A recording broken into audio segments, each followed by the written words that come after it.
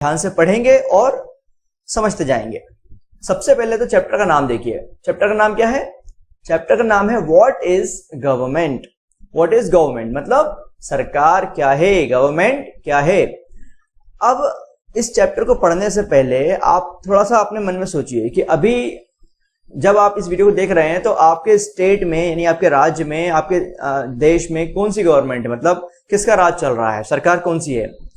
तो आपको समझ में आ रहा हो थोड़ा सा बीजेपी काइंड ऑफ, अगर आप इंडिया में है तो बीजेपी की सरकार है या कांग्रेस की सरकार है या आम आदमी पार्टी की सरकार है।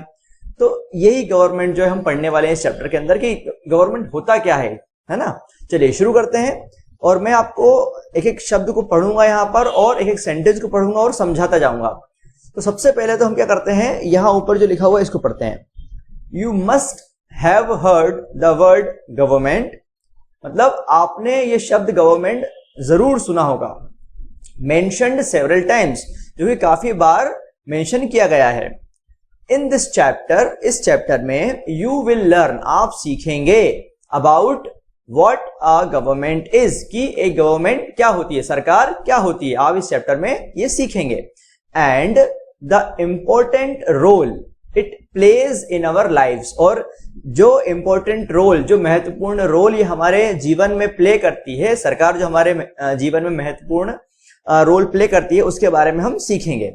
व्हाट डू गवर्नमेंट्स डू, और सरकारें क्या करती हैं, ये भी हम इसमें सीखने वाले हैं। हाउ डू दे डिसाइड, मतलब कि वो डिसाइड कैसे करते हैं, वो निर्णय कैसे करते हैं। व्हाट टू डू, कि क्या करना है, क्या करना है, इसके बारे में वो निर्णय कैसे लेते हैं। What is the difference between different types of governments, और अलग अलग तरह की जो गवर्नमेंट्स होती हैं उसमें क्या डिफरेंस है, उनमें क्या डिफरेंस, क्या अंतर है। Such as, जैसे कि अलग अलग गवर्नमेंट्स मतलब मोनार्कीज एंड डेमोक्रेसीज। तो जैसे एक फॉर्म होता है गवर्नमेंट का मोनार्कीज और एक होता है डेमोक्रेसीज। तो इनमें क्या डिफरेंस होता है ये हम समझने वाले हैं। अच्छा, मोनार्कीज का मतलब क्या है, तो मोनार्कीज का मतलब होता है राजतंत्र। जैसे राजा रानी का राज होता था ना पहले के टाइम पे, कि एक राज्य है उसमें फलाने फलाने राजा का राज्य है। और अब क्या होता है, अभी हमारे देश में क्या चल रहा है, प्रजातंत्र है, डेमोक्रेसी है। डेमोक्रेसी मतलब यहाँ राजा रानी का शासन नहीं चल रहा है, यहाँ पर लोग सरकार चुनते हैं, इलेक्शन होते हैं और उसके द्वारा जो है सरकार बनती है और फिर सारे काम होते हैं राज्य के, देश के। तो ये डिफरेंस है मोनार्की और डेमोक्रेसी में, राजतंत्र और प्रजातंत्र में। तो ये और भी इसके बारे में अधिक जानकारी हमको इस चैप्टर में मिलने वाली है। अब आगे लिखा है रीड मोर, मतलब और पढ़ें, एंड फाइंड आउट, और पढ़ें और पता लगाएं। क्या क्या जो भी इसमें कंटेंट लिखा है उसके बारे में हम आगे पढ़ने वाले हैं। अब देखिए आगे क्या लिखा है। यहाँ देखिए ये जो कुछ आपको दिख रहा है ये न्यूज़पेपर की हेडिंग्स हैं, ये जो हम देख पा रहे हैं आप यहाँ पर स्क्रीन पे। तो न्यूज़पेपर की जो हेडिंग्स होती हैं, आपको मैं थोड़ा बता दूं इसके बारे में कि ये इसमें पूरा कंटेंट नहीं होता। मतलब अगर हम हेडिंग पढ़ते हैं न्यूज़पेपर की तो हमको उसमें पूरी जानकारी नहीं मिलेगी कि क्या कहा जा रहा है। एक थोड़ा सा हिंट हमको मिलेगा कि इस बारे में कहा जा रहा है, लेकिन पूरी जानकारी हमको नहीं मिलती है। तो मैं आपको ये यहाँ इसलिए बता रहा हूँ कि ये न्यूज़पेपर की हेडिंग्स हैं। तो इन सेंटेंस को पढ़ने के बाद में हमको पूरी तरह से समझ में नहीं आएगा कि क्या बोला जा रहा है, ठीक है, लेकिन थोड़ा थोड़ा हम इसको समझ पाएंगे। देखिए न्यूज़पेपर की हेडिंग्स है ये, और देखिए क्या लिखा है इसमें। Government sought to protect rights of unorganised workers. देखिए सॉट यहाँ लिखा हुआ है। सॉट जो है सीक की सेकंड फॉर्म है। सीक एक वर्ब होती है, सीक का मतलब होता है मांग करना, और सीक की सेकंड फॉर्म होती है sought. Government sought to protect, क्या मतलब हुआ इसका, सरकार ने मांग करी, क्या मांग करी, टू प्रोटेक्ट, मतलब प्रोटेक्ट राइट्स ऑफ, जो अधिकार हैं उनकी रक्षा करने की मांग करी।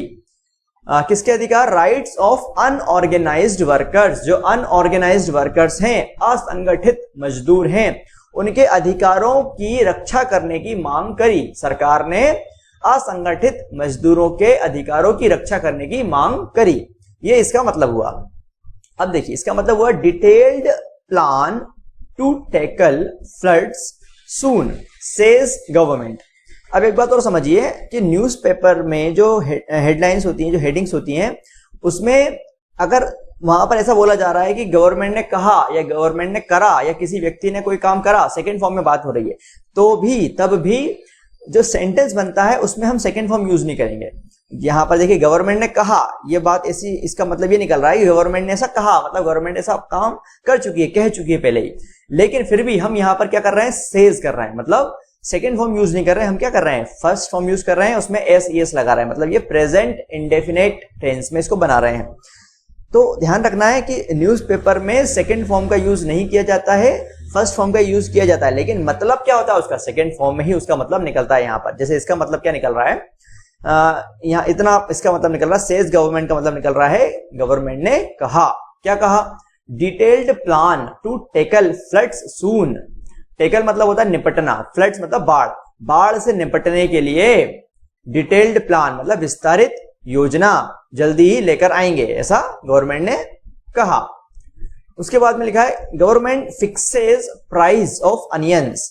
गवर्नमेंट ने अनियंस के, प्याज के प्राइस फिक्स किए। देखिए प्राइस फिक्स कर दिए हैं, लेकिन यहां पर हम क्या बोल रहे हैं, फिक्सेस, मतलब सेकंड फॉर्म यूज नहीं कर रहे हैं, हम फर्स्ट फॉर्म यूज कर रहे हैं, वो उसमें भी एस एस लगा रहे हैं क्योंकि सब्जेक्ट सिंगुलर है, ये हम सब पढ़ चुके हैं।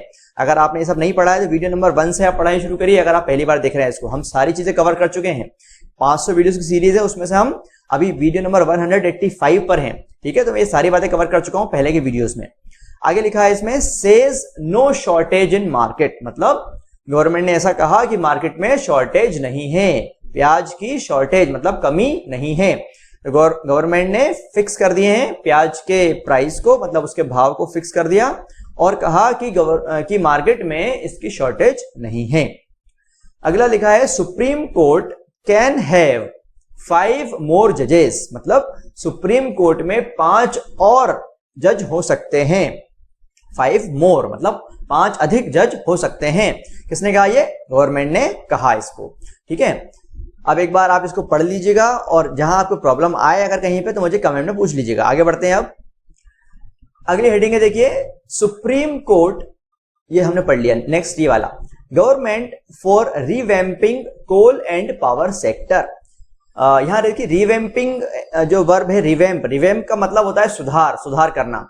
तो government for revamping coal and power sector मतलब कोल और पावर सेक्टर में सुधार के लिए सरकार, इसका ये मतलब निकलेगा, है ना। कोल और पावर सेक्टर, कोयला, कोल मतलब कोयला, एंड पावर सेक्टर मतलब बिजली की बात चल रही है यहाँ पर।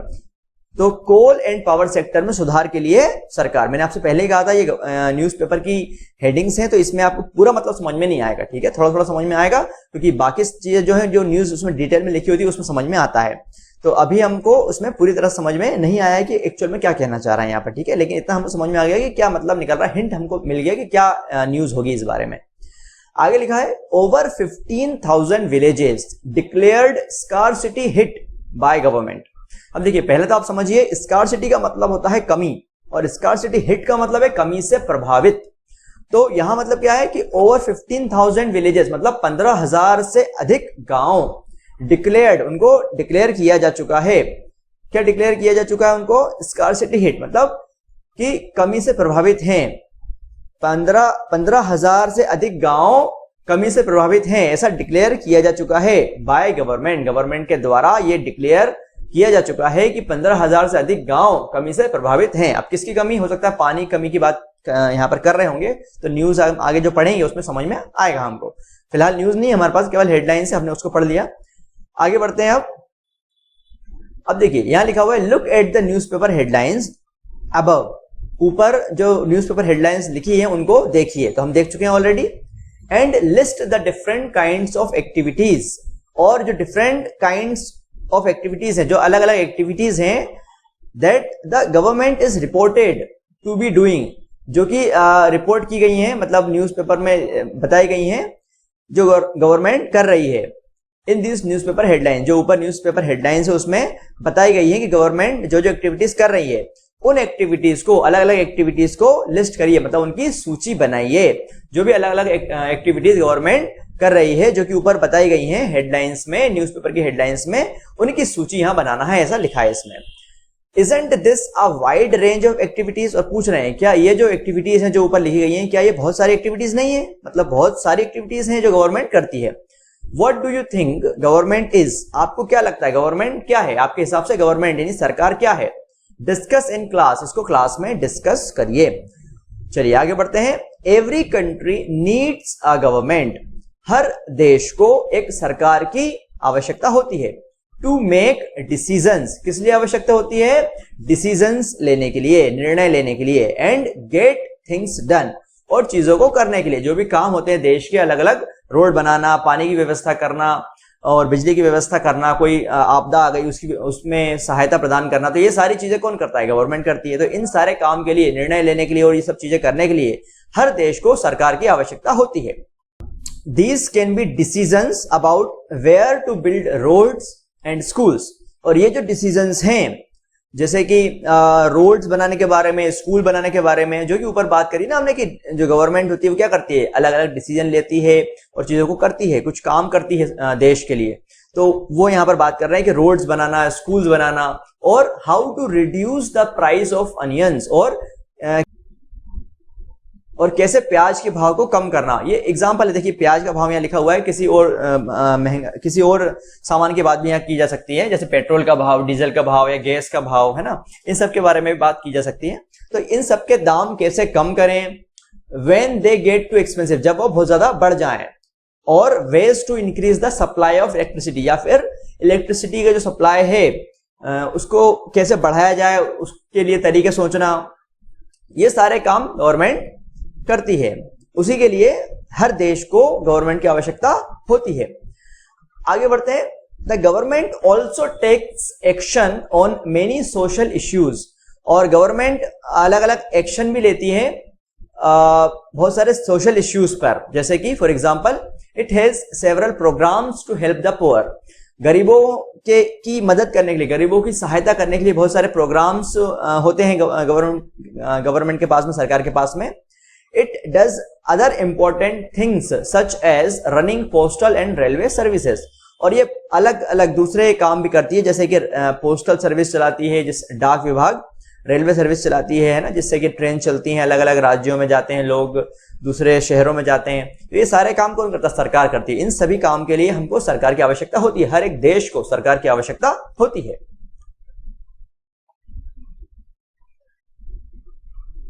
अब देखिए आगे लिखा हुआ है, the government also has the job of protecting the boundaries of the country and, यहां तक समझते हैं पहले।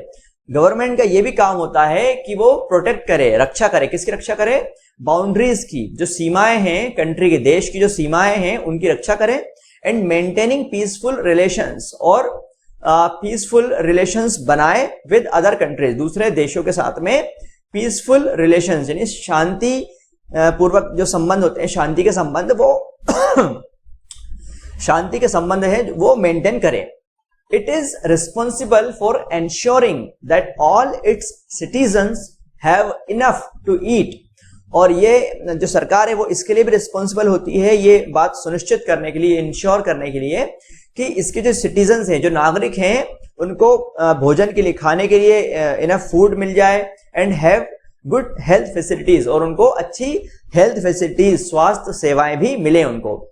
When there are natural disasters, और जब कुछ नेचुरल डिजास्टर्स यानी कि कुछ आपदा आ जाती है, प्राकृतिक आपदा आ जाती है, जैसे कि लाइक द सुनामी आ गई कहीं पर, या फिर अर्थक्वेक आ गया है ना, भूकंप आ गया।